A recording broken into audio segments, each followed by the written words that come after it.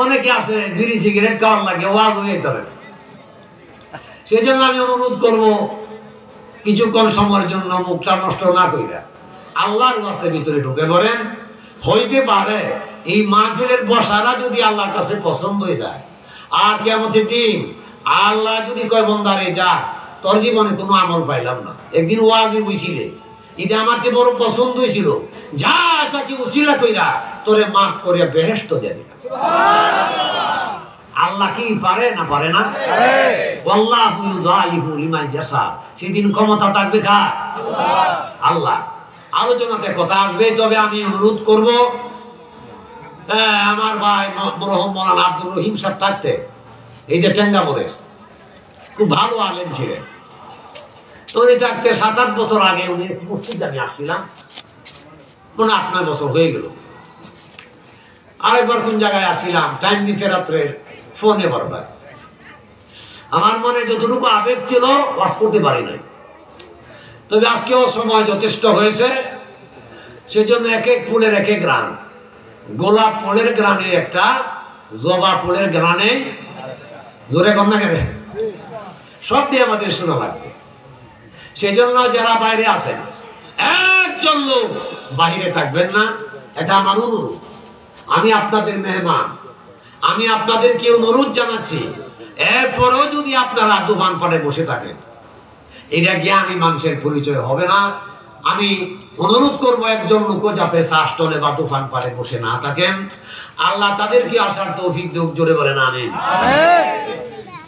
নাহমাদুহু ওয়া নাস্তাঈনুহু ওয়া নাস্তাগফিরুহু ওয়া নু'মিনু বিহি ওয়া নাতাওয়াক্কালু আলাইহি ওয়া নাউযু বিল্লাহি মিন শুরুরি আনফুসিনা ওয়া মিন সাইয়্যাতি আমালিনা।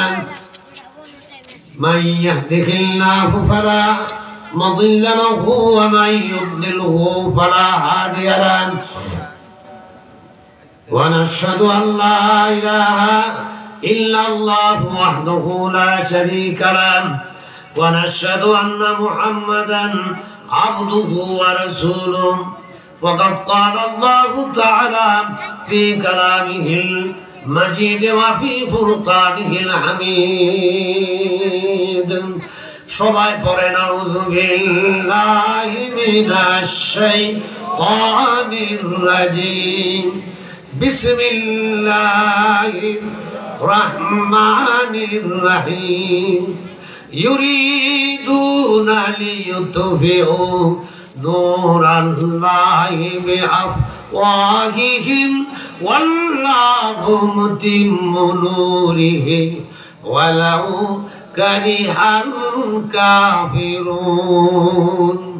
وقال تعالى في آيات أخر إن الذين قالوا ربنا الله ثم استقاموا تتنزل عليهم الملائكة ألا تخافوا ولا تحزنوا وأبشروا بالجنة التي كنتم توعدون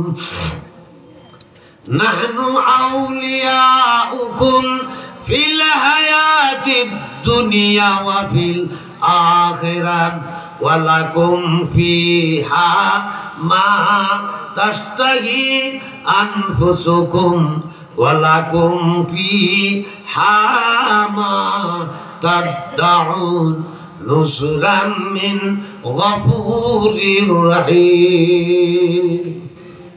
وقال رسول الله صلى الله عليه وسلم خيركم من تعلم القرآن وعلمه. وقال تعالى في شان حبيبه إن الله وملائكته يصلون على النبي يا أيها الذين آمنوا صلوا عليه وسلموا تسليما. اللهم صل على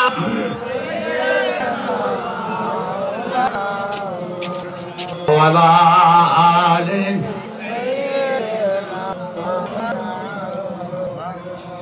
দরুদ পড়লে লাভ, আওয়াজটা বাড়াই বলবেন লাভ না লস? একবার দরুদ পড়লে আপনার উপর দরবার রহমত নাজিল করা হয়, আপনার 10টা মর্যাদা বৃদ্ধি করে দেওয়া হয়। যে কোনো দরুদ শরীফ পারেন পড়েন, কোনো দরুদ শরীফ নিষেধ নাই। সেই জন্য আওয়াজ করে পড়ি আল্লাহুম্মা জুড়ে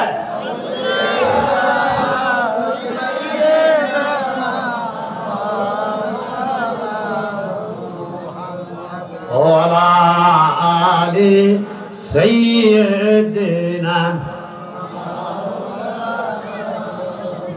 কাফনের কাপড় পরতে হবে, গায়ের কাপড় থাকবে না।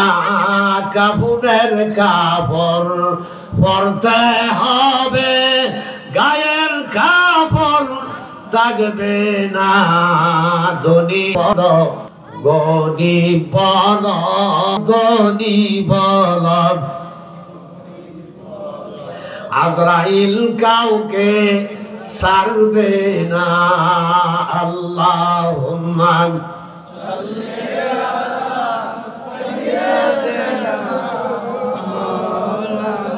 এই সাইডে জায়গা আছে, যারা পিছনে জায়গা না হয় এই সাইড আসবেন। ওয়ালা আলি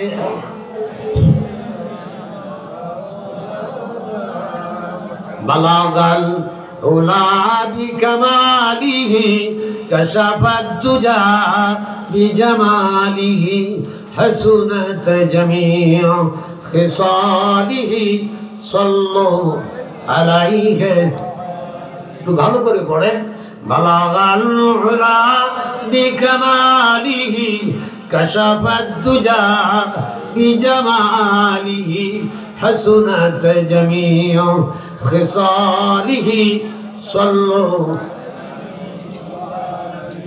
মশরকে হুব্বে মুহাম্মদ मतलाए देवान मां, मतलाए खुर्शीद से कश सीनाए सो जाने मां। बलगल उला बिकमालिही कशफत दुजा बिजमालिही हसनत जमीउ।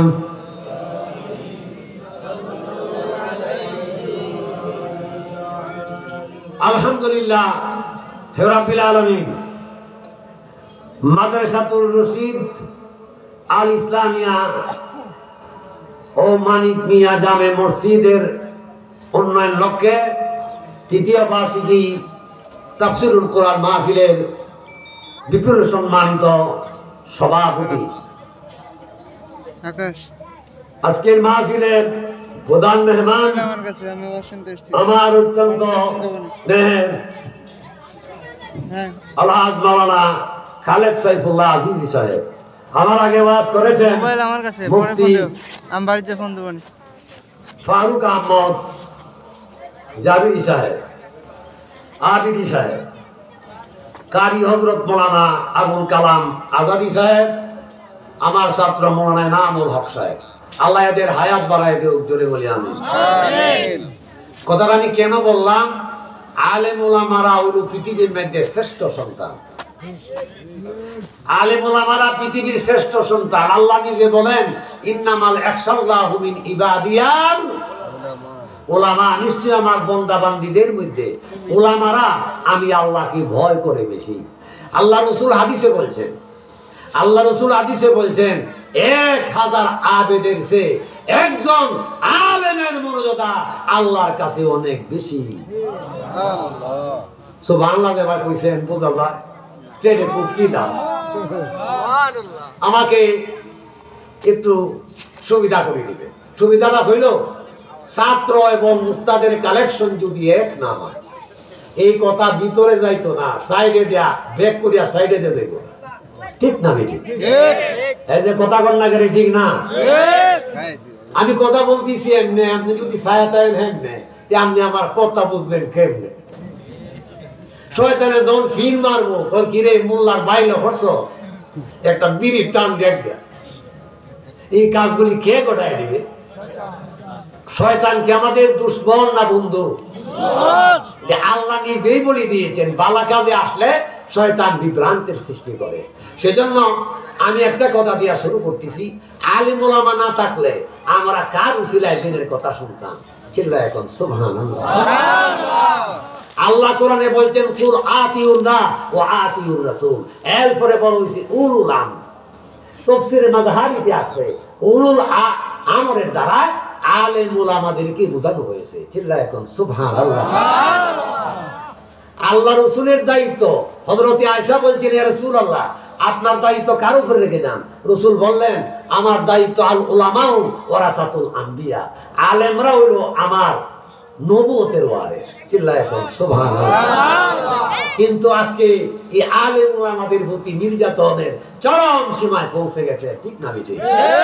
কথা জোরে আওয়াজ করে এখন না করে, ঠিক না? এখন তো নতুন করে আমরা স্বাধীন করছি, এখন তো ভয় নাই, ঠিক না বেঠিক? যারা আলেম ওলামাদেরকে বাধা দিত, ওয়াজ মাহফিলে মাঠ কারিয়ে দিত, এখন ছেলের এই লেজের মতো লেজ পালায় ঘুরে। কথা ঠিক না বেঠিক? এদের দোষে এদের কর্মফল, যেটা তারা করেছে এই কর্মফল তারা ভোগ করবে। যাই হোক, হাজার হাজার আলেম ওলামাদেরকে বিনা অপরাধে তারা জেলের ভিতরে ঢুকিয়ে দিয়েছে। অন্য কথা আমি সবগুলো বাদ দিলাম।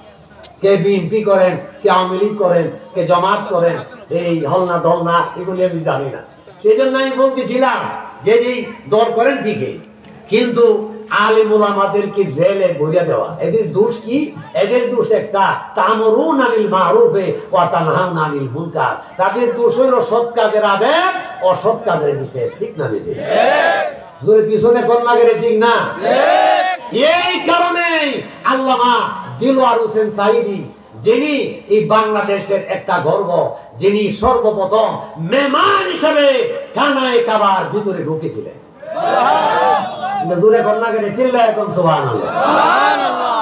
আর কি দেশের মানুষ নাই? অনেক দাওয়াত পেয়েছে সৌদি সরকার তরফ থেকে। এটা বাংলাদেশের মানুষের জন্য একটা গর্ব। এমন একটা লোককে বিনা অপরাধে 13টা বছর পর্যন্ত জেলে আবদ্ধ করে রেখেছে। আমি এদের কাছে বিচার রাখলাম, যারা আওয়ামী লীগের ভাইয়েরা আছেন, এটা কিসের বিচার? যে বিনা অপরাধে একটা লোককে 13টা বছর জেলে হাজত কাটানো হলো, অথচ তার ছেলে মারা গেল, ভালোভাবে জানাজা পর্যন্ত পড়তে দেওয়া হলো না। আওয়াজটা বাড়াইলে বলেন, ঠিক না বেঠিক? আপনারা দেখছেন যেদিন আল্লামা দিলওয়ার হোসেন সাঈদী সাহেব ইন্তেকাল করেছেন, সেদিন পৃথিবী কিন্তু একটু লাড়া দিছিল। এই যে কথা কন না করে, ঠিক না? আমি 500 মোড়ে লেখা পৃথিবী লড়বো? সাঈদীর তো সবাই চিনি না। আগে সাঈদীর নাম দালইতে কিছু লোক আছে, বলে এই বক্তা রাজাকার, বক্তারা নামাই দে, ঠিক না বেঠিক? যার হাতে 1000-এর ঊর্ধ্বে হিন্দু ইসলাম গ্রহণ করে, সচ্চা ইসলাম গ্রহণ করে মুসলমান হয়েছে। যাই হোক, এমন একটা লোক আর দ্বিতীয় বাংলার জমিনে হবে না। যাই হোক, দেশ স্বাধীন হয়েছে, আমাদের মনে আনন্দ কি? যারা জুলুম করেছিল, যাদের কথায় সারা দেশ চলত, এরা কি বাংলাদেশে আছে না গেছে গা? কথা জোরে কইবানে আছে না গেছে গা? গেছে গা। সাঈদী সাহেব কিন্তু আজ থেকে প্রায় 14-15 বছর আগে একটা কথা বলছিল, চট্টগ্রাম ব্যারেক ময়দানে, সেখানে আমি গেছি, আমিও সেখানে ওয়াজ করেছি। যাই হোক, এই ব্যারেক ময়দানে একটা ওয়াজ করেছিলেন, যারা নিরপরাধী লোকের উপর জুলুম করতেছেন, আপনার ক্ষমতা আছে করতে পারেন, কিন্তু এমন একটা সময় আসবে যেদিন আপনাদের কলায় বা ইঁদুরের গর্ত পর্যন্ত খুঁজে পাবেন না, ঠিক না বেঠিক? তার কথা প্রতিপালিত হইল ঠিকই, কিন্তু আল্লামা সাঈদী সাহেব দুনিয়াতে না। যিনি মারা যাবার পরে মৃত মানুষটাকে সময় আমার জীবনে দেখি, ঠিক না বেঠিক? কথা বলে ঘটনা করে, ঠিক না? 170 জন লোক যেদিন সাঈদী সাহেবকে জেলে নিয়েছে, সচ্চায় সাঈদীর নাম লিখে বুলেটের সামনে তারা শাহাদতের পেয়ালা পান করেছে। এসি বড় প্রমাণ আর কি হতে পারে? আল্লাহ কোরআনের দিনের জন্য যারা শাহাদাতের পেয়ালা পান করলো, আমরা দ্বিতীয়বার স্বাধীন হয়েছি। এখন বাংলাদেশের মাননীয় প্রধানমন্ত্রী বাংলাদেশও আছে না গেছে গা? এই জোরে ঘটনা করে আছে, কই গেছে? ভারত গেছে, ইন্ডিয়া, আর কোন জায়গায় জায়গা দেয় না।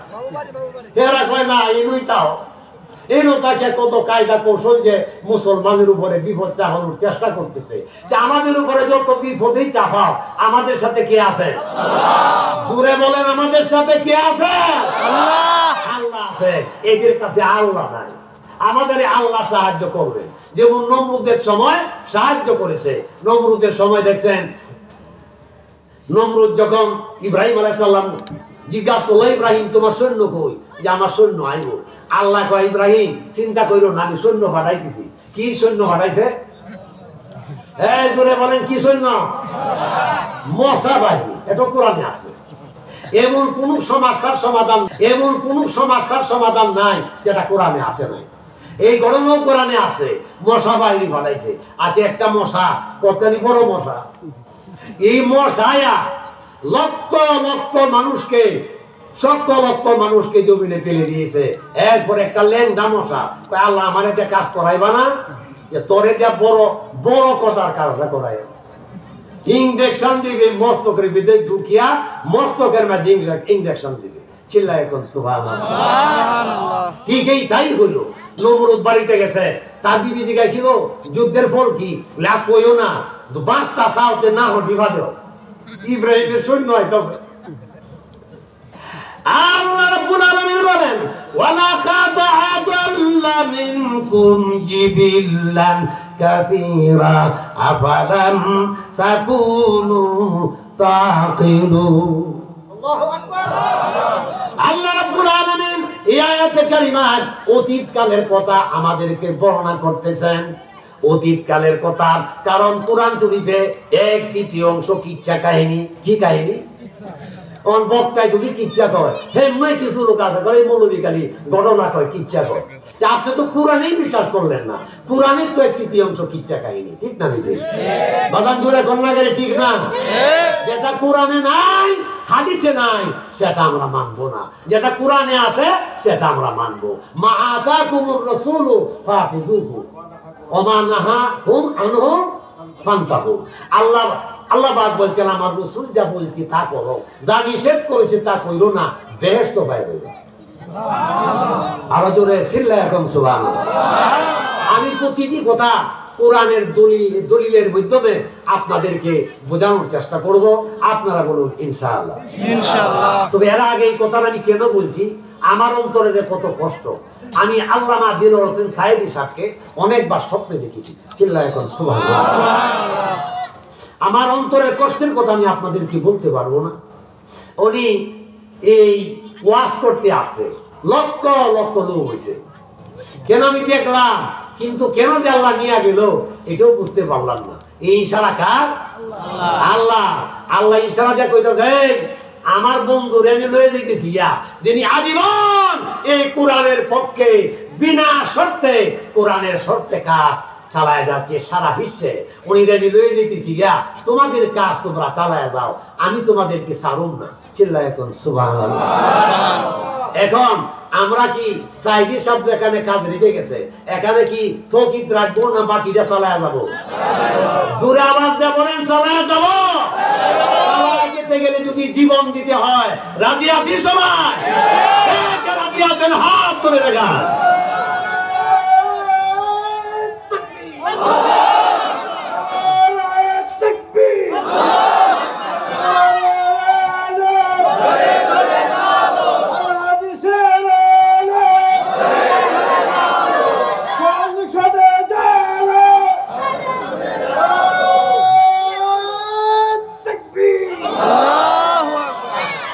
আল্লাহ আপনাদেরকে কবুল করুক, জোরে বলেন আমিন। আমার ছাত্র বলানায় নামুল হক যেভাবে আওয়াজ দিছে, এইবার যদি আপনারা আওয়াজ দিতেন, যারা বিদেশি কম্বল গাই দিয়া কমিল্লা করে হইয়া দিছে। আমি যে কত দেশে গেলাম, বক্তা তো নাই, বক্তা হইলে কত দেশে যাইতে, কত মানুষ দেখতে। হ্যাঁ, কমিল লাগে সিধা গান গেলে এদের কথা বললে আপনারা কই ভাই, দুইজনে খাদ্য লাগবে। আর সিলেট গেলে আমি কইবেন আমি যখন প্রথম সিলেট গেছি আমি খাইতে গেছি এবার কইবে সা শুকনা গুকাইবা না ভিজা গুকাইবা, হেসে হেসে কথাগুলি ফেলে দিবেন না। আমি পেটও খুব খিদা, অনাই মনে মনে কই যে গুকাই কিবা। আমি উঠে গেলাম, মালিক কয় হুজুর আপনার বাড়ি কই? যে আমার বাড়ি ময়মনসিংহ। আমি তো কিশোরগঞ্জ জেলা ছিল না, ময়মনসিংহ। যে ময়মনসিংহ লোকটা তো আপনারা খারাপ বলে নাই, সে বলার প্রয়োজন ছিল শুকনা গুলু বা ভিজা গুলু। এই দেশের মানুষ গুলুর পরিবর্তে গু কইয়া ফেলে। এক দেশের ভাষা আরেক দেশের গালি, ঠিক না ঠিক? আরো জোরে আবার যখন ঠিক না। আমি একটা এক্সাম্পল দিয়া আমি আমার মূল পয়েন্টের দিকে যাচ্ছি। দুই একটা যুক্তি পেশ না করলে আপনারা কইবেন যুক্তিবাদী কইলো, দুই একটা যুক্তি হইল না। সেই জন্য আমার কথাগুলো উপমা হিসাবে আপনাদের সামনে উপস্থাপন করতে চাই। আপনারা বলেন ইনশাআল্লাহ। আজকে ইসলামকে, মদিনার ইসলামকে আমরা বিদায় করে দিচ্ছি। আল্লাহ রাসূলের জীবনে ৬৬টি যুদ্ধ করেছেন, ২৭টি যুদ্ধের সেনাপতি ছিলেন মুহাম্মাদুর রাসূলুল্লাহ সাল্লাল্লাহু আলাইহি ওয়াসাল্লাম। রাসূল একজন সেনাপতি ছিলেন, উনি সেনা নায়ক ছিলেন। উনি নিজের হাতে পতাকা উত্তোলন করেছেন। চিল্লায় এখন সুবহানাল্লাহ। ২৭টি যুদ্ধের সেনাপতি উনি নিজেই করেছেন। ফতহ মক্কার সময় সেনাপতির দায়িত্ব আমার নবীর হাতে ছিল। চিল্লায় এখন সুবহানাল্লাহ। নবী নিজেই সেনাপতির দায়িত্ব পালন করেছেন। ইসলাম ফতহ মক্কা জয় হয়ে গেল।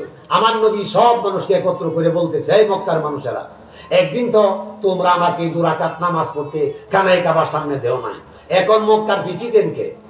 তখন তারা চোখের পানি ছেড়ে কয়, আব্দুল্লাহ বেটা মুহাম্মাদুর সাল্লাল্লাহু আলাইহি ওয়াসাল্লাম। আল্লাহ তো সব করতেন যে আমি প্রেসিডেন্ট, যে হ্যাঁ, যে আমি তোমাদের দেশে থাকতে কি অন্যায় ছিল আমার? আমি তো কেউ মাথায় বাড়ি দেই নাই, কোনোদিন মিথ্যা বলি নাই।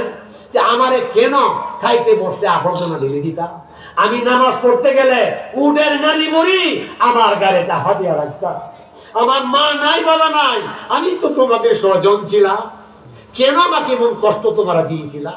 এখন তোমাদের কি সাজা হতে পারে? তখন মক্কার মানুষ চোখের পানি ছেড়ে বলছিল যে ইয়া রাসূলুল্লাহ, এ সাজা হলো আমাদেরকে কতল করে দিবেন, শিরোচ্ছেদ করে দিবেন।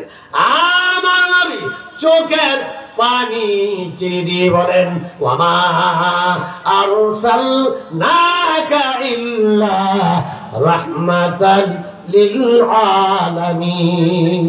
পড়েন সবাই, ওয়ামা আরসালনাকা ইল্লা রাহমাতাল লিল আলামিন। আমার মনে বলেন, হে মক্কার মানুষেরা, যারা বুঝো না আমারে কষ্ট দিয়েছ, আজকে বিনা শর্তে আমি তোমাদেরকে মাফ করে দিলাম। চিল্লাইতে সুবহানাল্লাহ। নবী কেমন কমাসি ছিলেন, তাদেরকে মাফ করে দিলেন। মাফ করে দেওয়ার সাথে সাথে হাজার হাজার ইহুদি, হাজার হাজার খ্রিস্টান, অমুসলিম ইসলাম গ্রহণ করে মুসলমান হয়ে গেছে। সুবহানাল্লাহ। এরপরেও কিছু লোক বাকি রয়েছে, সবাই হয় নাই, মহিলারও কিছু লোক বাকি রয়েছে। আজকে আপনাদের এই ওয়াজ মাহফিলে সব মহিলা কি এলাকার এসে পড়ছে? অনেক মহিলা ওয়াজে আইছে, আর কিছু মহিলা আছে বাড়িতে শুয়ে দিচ্ছে। ঠিক লাগে? ঠিক। আচ্ছা, সব মহিলা কি এক মহিলা?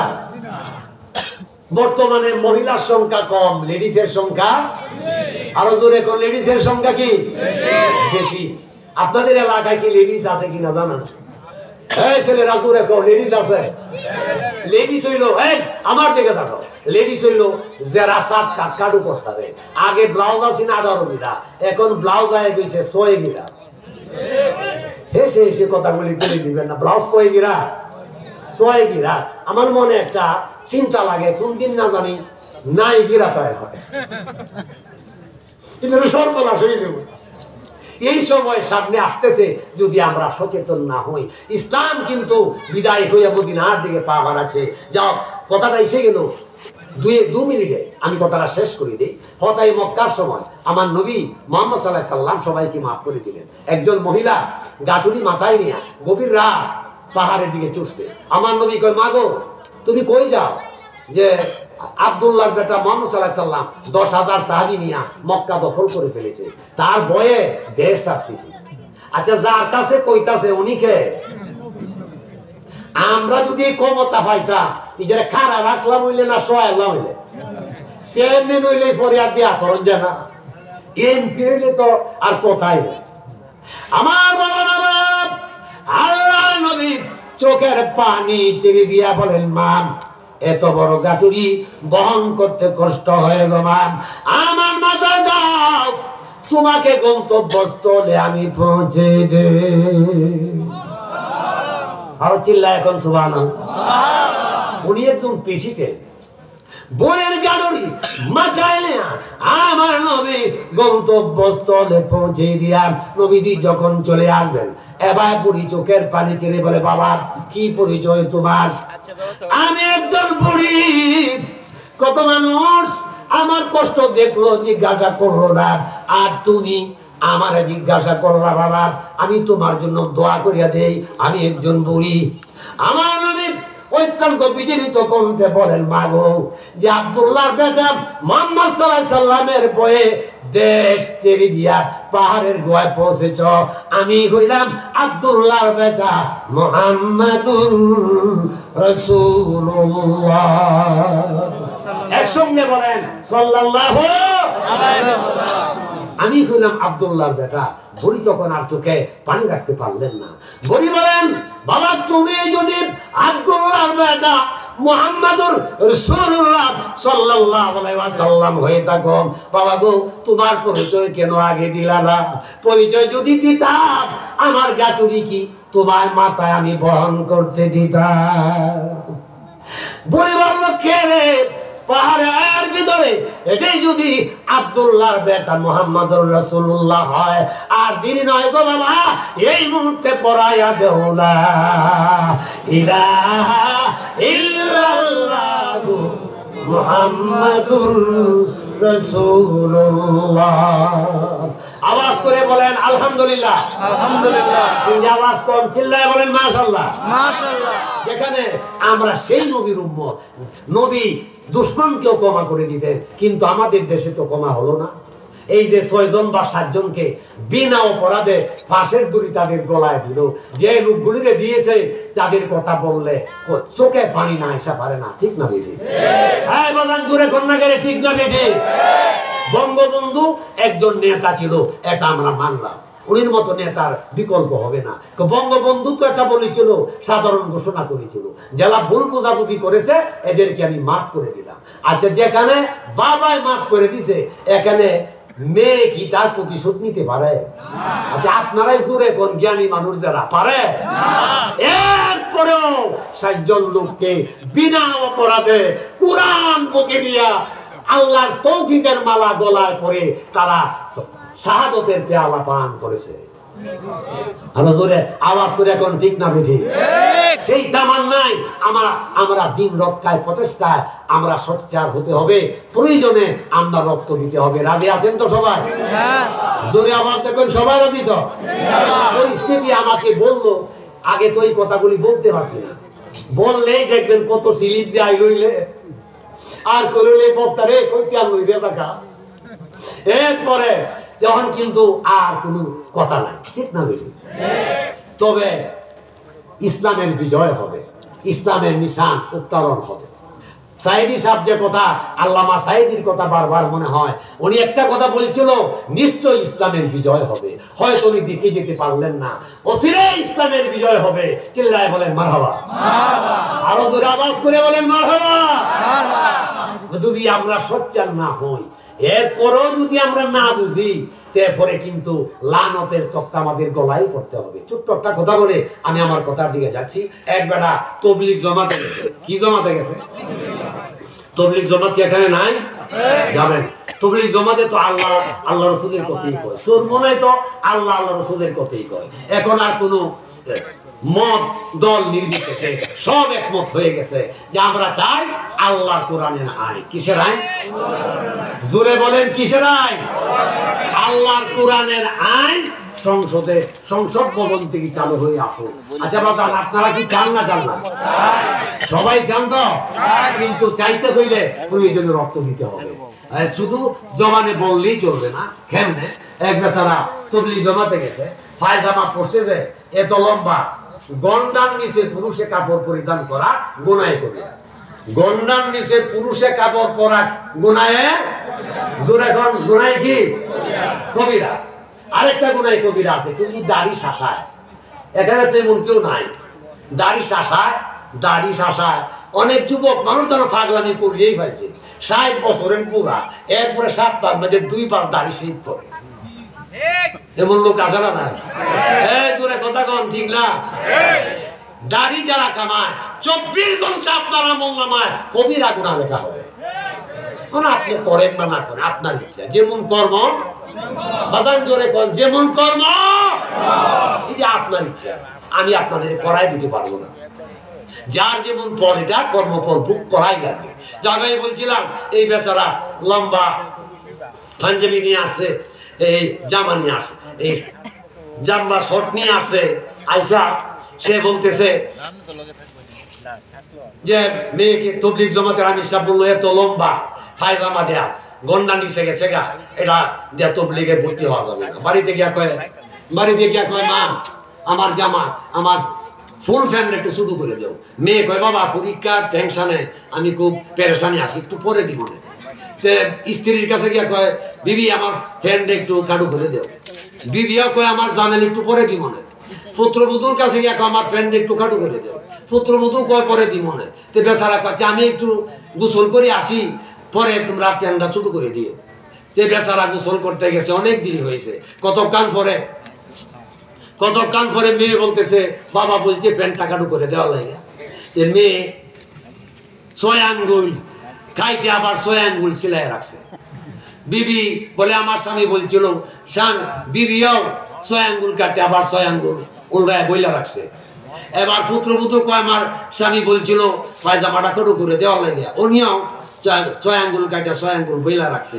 আসিন পায়জামা পরে আন্দার ফেদ হয়ে গেছে। হেসে হেসে তো কথা ফেলে দিলেন। ইসলাম আমাদের কাছে আন্দার ফের হয়ে গেছে, ঠিক না বেঠি? দাড়ি রাখতে কইলে তো দাড়ির মধ্যে কি ইসলাম বাজ্যা হয়েছে? বিবিরে পর্দা রাখতে কইলে বলে পর্দার মধ্যে কি ইসলাম বাজ্যা হয়েছে? নামাজ পড়তে কইলে নামাজের মধ্যে কি ইসলাম বাজ্যা হয়েছে? একটা তো বাজা নাই, ইসলাম রইল কই? ডুবিল ইসলাম, ডুবিল পড়েন, ডুবিল ইসলাম। জোরে পড়েন, জোরে। হায়রে নবীজির সাদের ইসলাম ডুবিল, পড়েন নবীজির।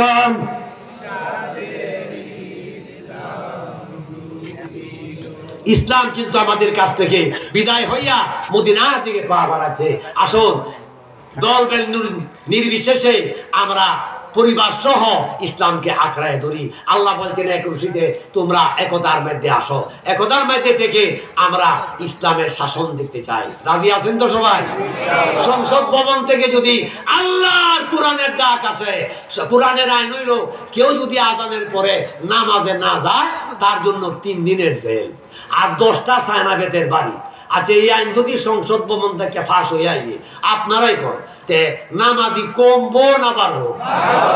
এই পিছনে কমবো না পারবো?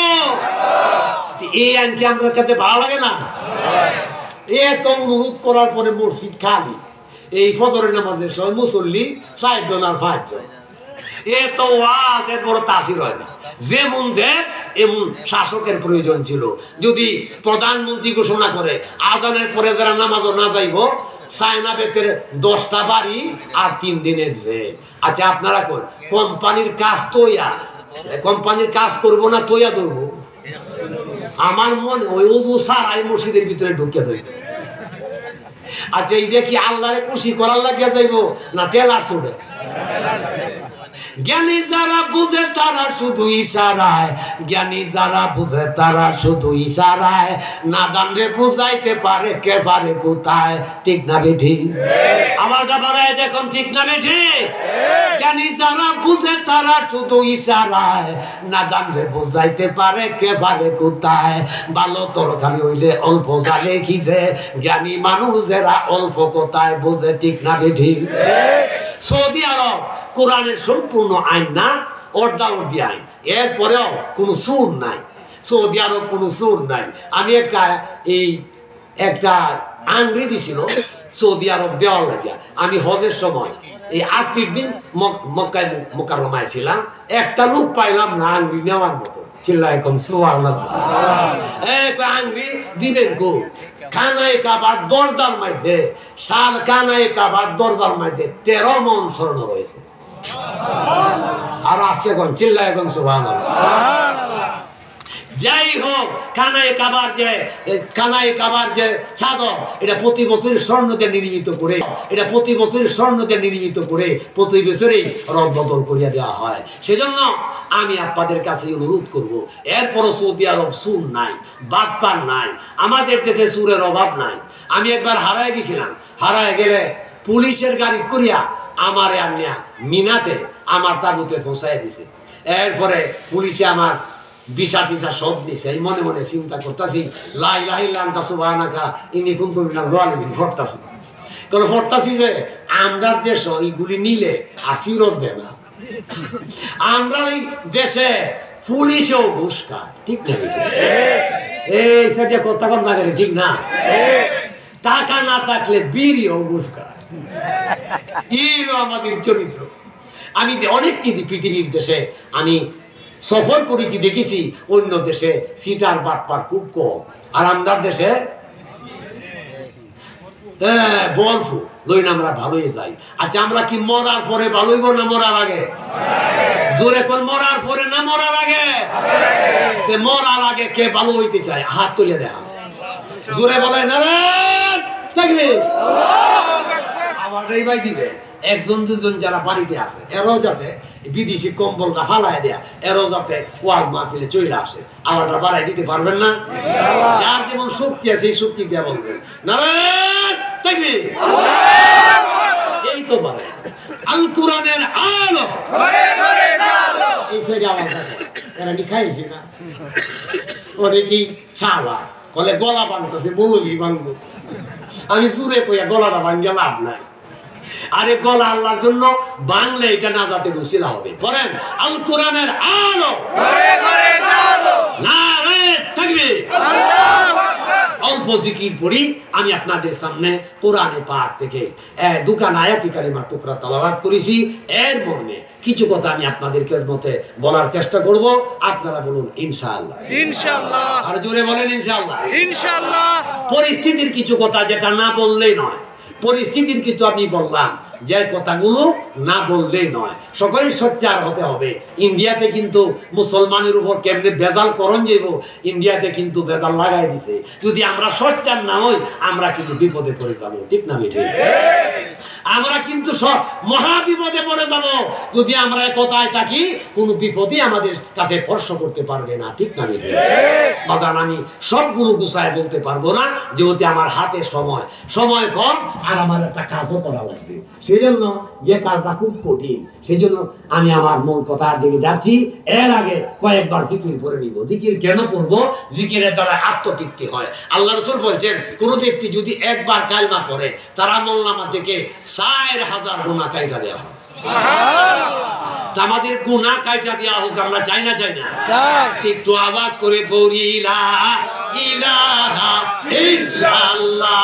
জোরে লা ইলাহা ইল্লাল্লাহ। মাশাআল্লাহ। জোরে লা ইলাহা ইল্লাল্লাহ।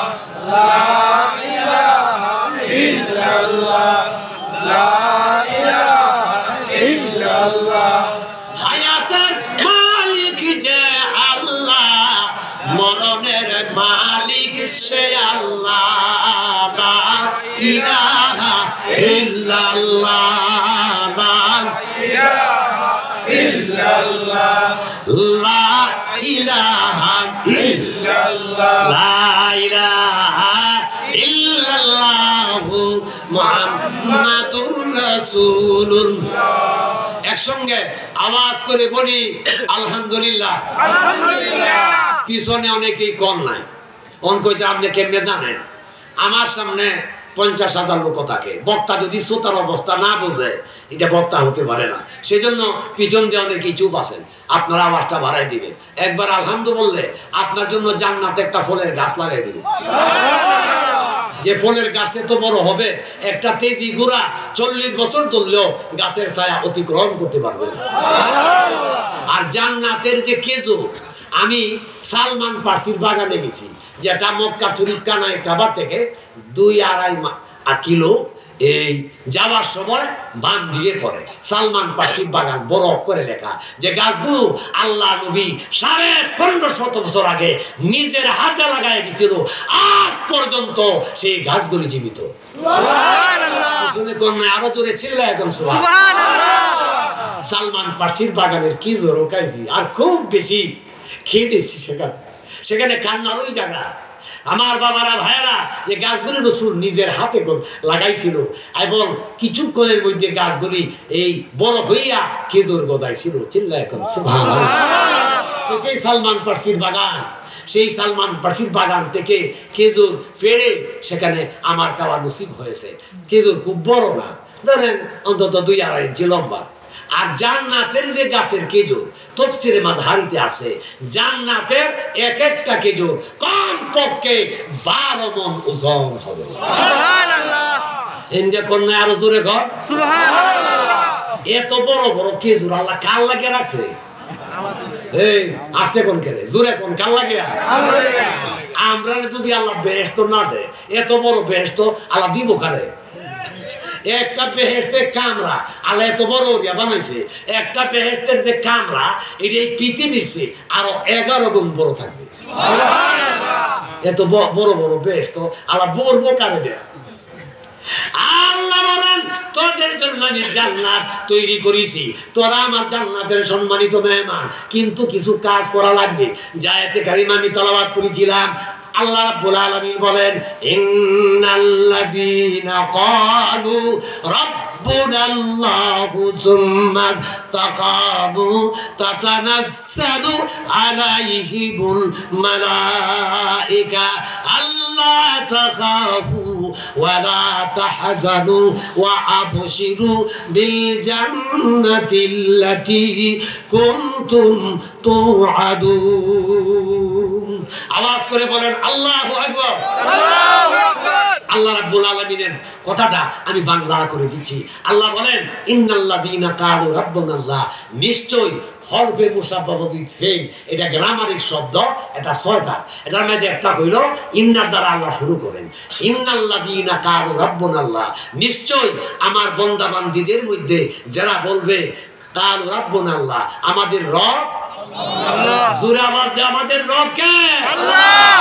আল্লাহ কই বড় গেলে আমার প্রথম প্রশ্ন কি করব? এই জোরে কোন প্রথম প্রশ্ন? কত দিয়ে আগায় রবেরে ডাকলে আপনি কই বড় প্রশ্ন সহজ হয়ে যাবে। আল্লাহ বলেন, যদি আমারে রব বলিয়া মানতে পারো, ইহকালেও তুমি কামিয়াবি, পরকালেও তুমি কামিয়াবি। তুমি যদি আমার হও, ফালাহুল মাওলা ফালাহুল কুল, বান্দা যদি আমার হয়, আমি আমার বান্দার হয়ে যাই। আল্লাহ রাব্বুল আলামিন বলেন, বান্দারে তুই যদি আমার হস, আমি তোর হয়ে যাই। কেমনে আল্লাহ আমার হয়ে যায়? রাবিয়া বাসরি একজন মহিলা, মহিলাদের কথা না কইলে মহিলারা কইব আমাদের কথা কয় না। আমি আমার মাদের কথা বলছি। আপনাদের মতো একজন মহিলার নাম কি বললাম? রাবিয়া, যিনি 13টা বছর আল্লাহরে ডাকছে। কয় বছর? 13 বছর কালি কানছে। আমরা তো একটা রাত সজাগ থাকতারি না।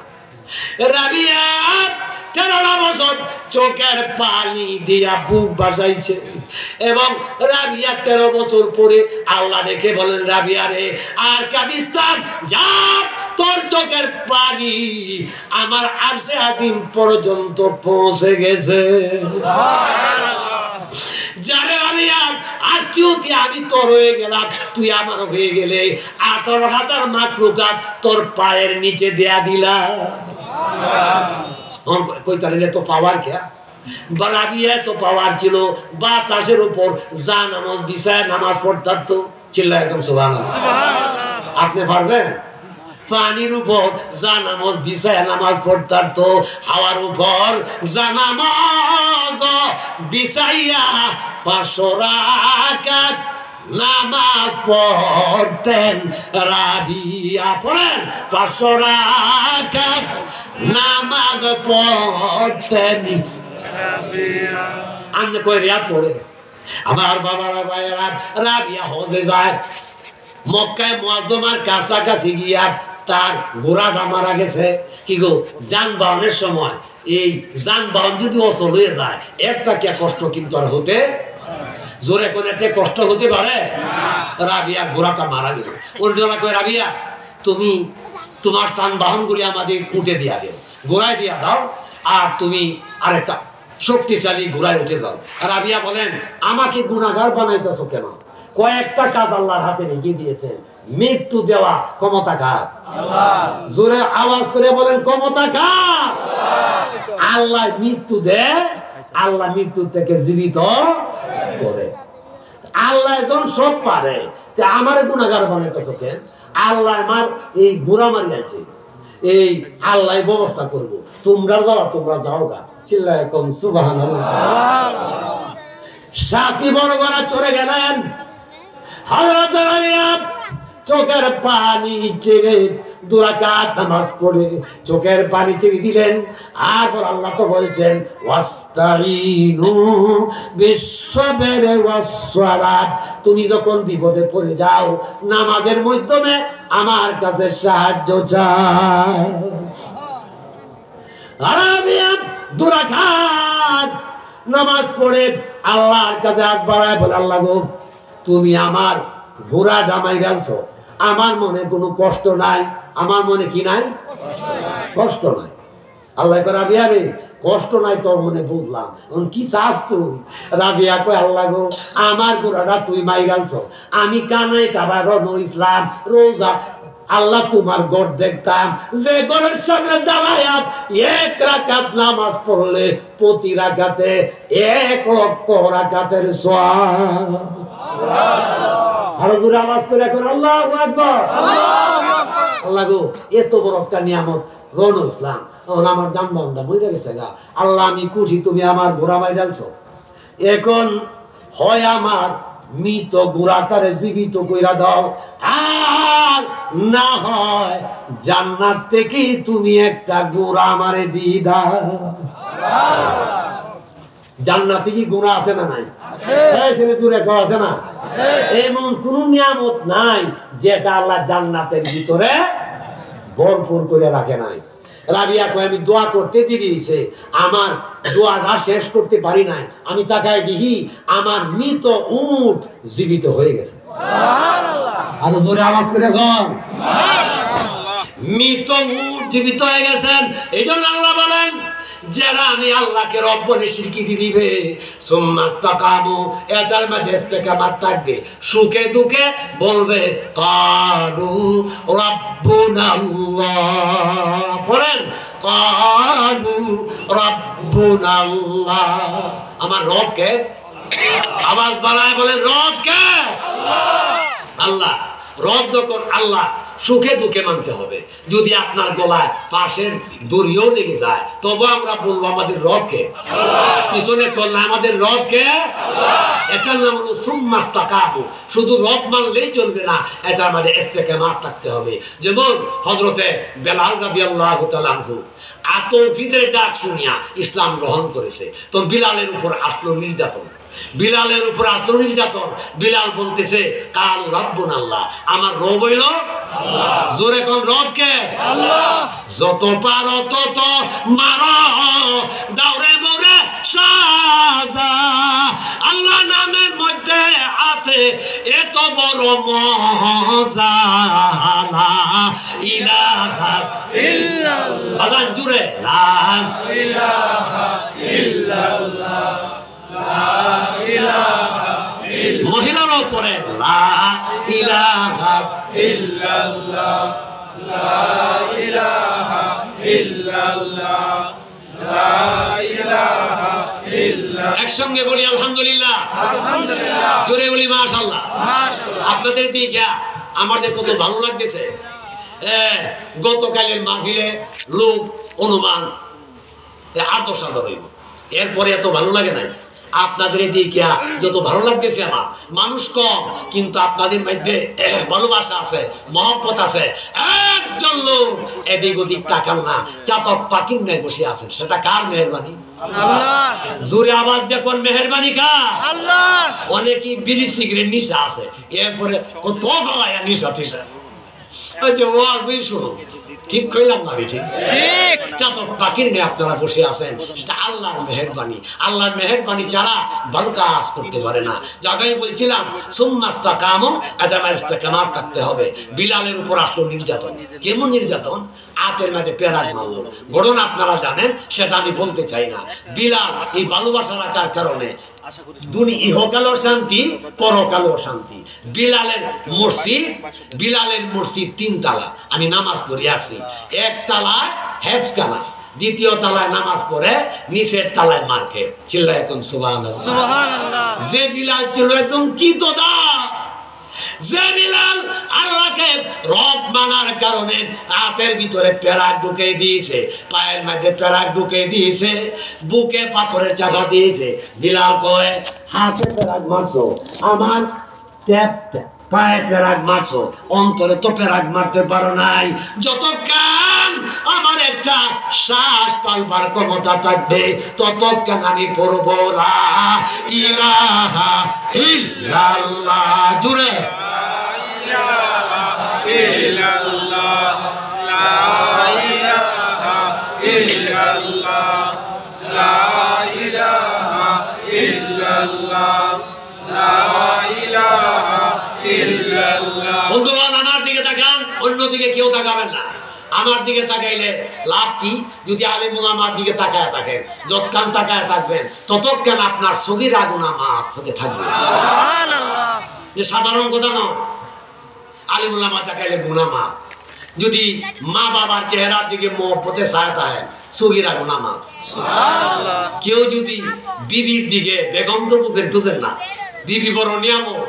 কেউ যদি, অনেক ছেলেরা এদের ছেলে আছে, এই আমার দিকে চাও, তোমরা তো বুঝতো না ছেলেদের কি 80টা দিছে।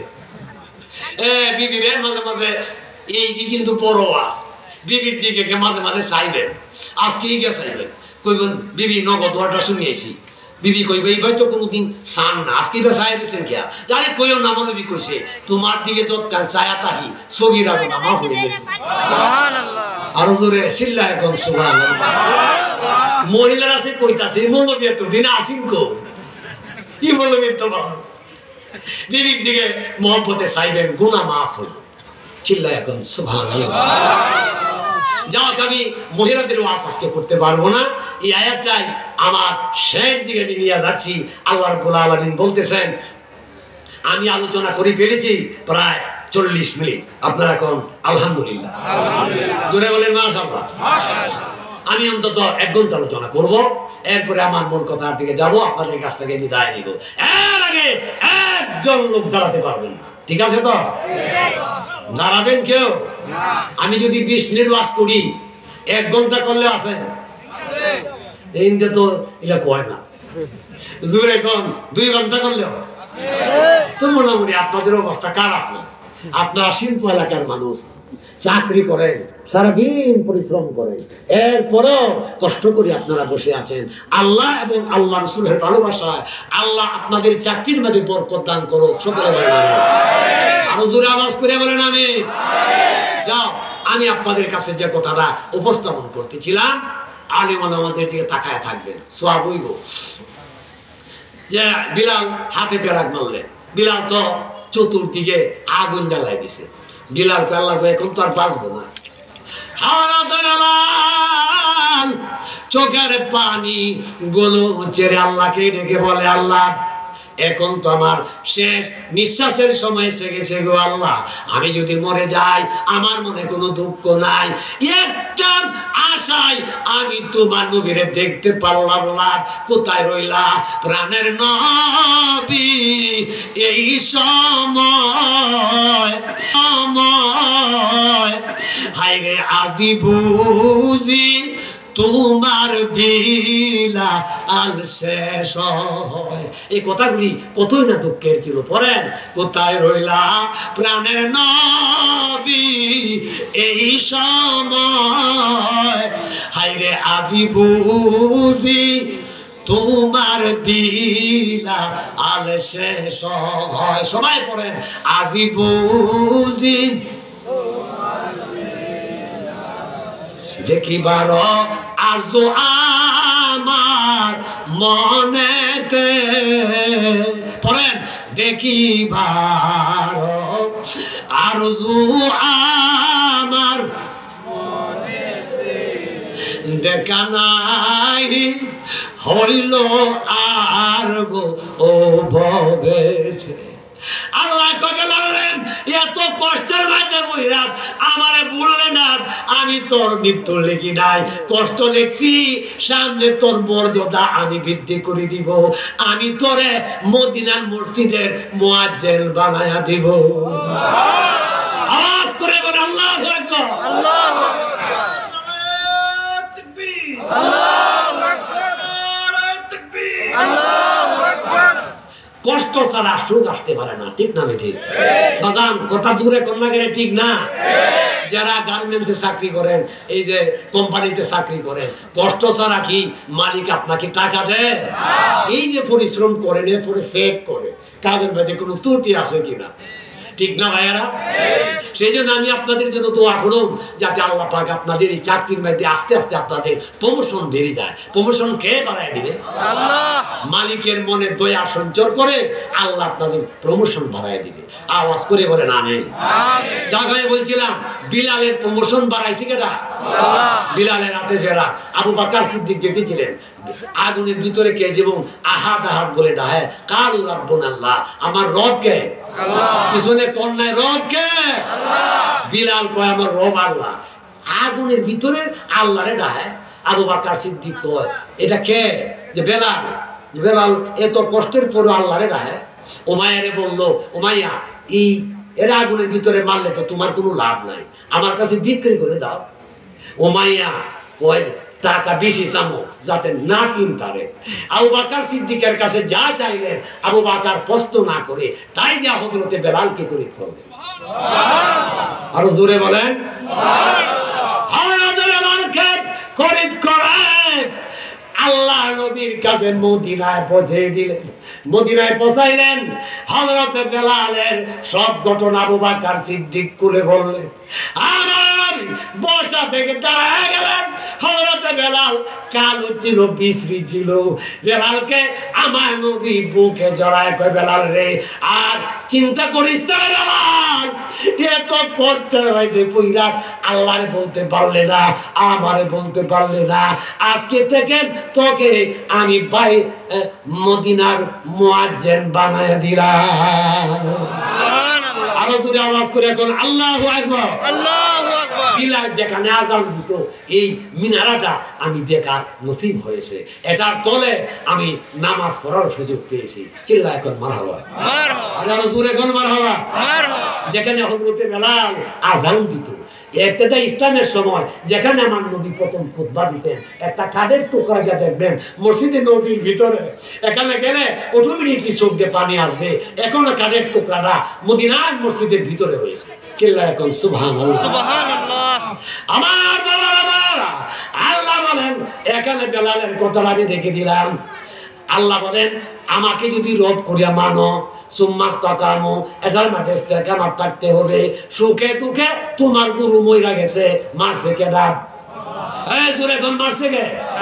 আল্লাহ।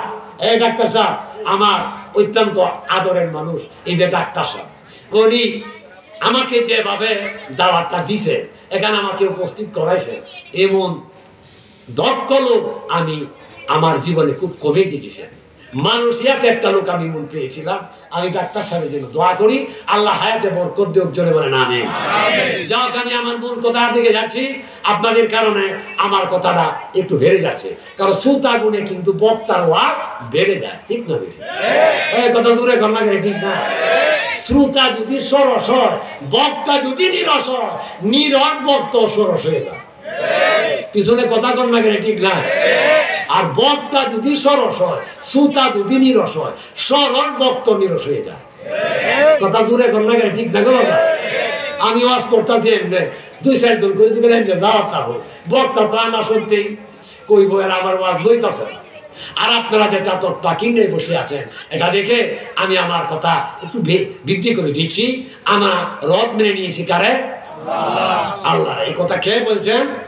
আল্লাহ বলেছেন, সুম্মাস্তাকামু, এটার মাঝে ইস্তেকামত থাকবা। তোমার গুরু মরেছে গা, সেই দিন এক বেটার গুরু মরছে, নামাজে তো নামাজে না। আমি জিজ্ঞাসা, ভাই তুমি নামাজে না কেন?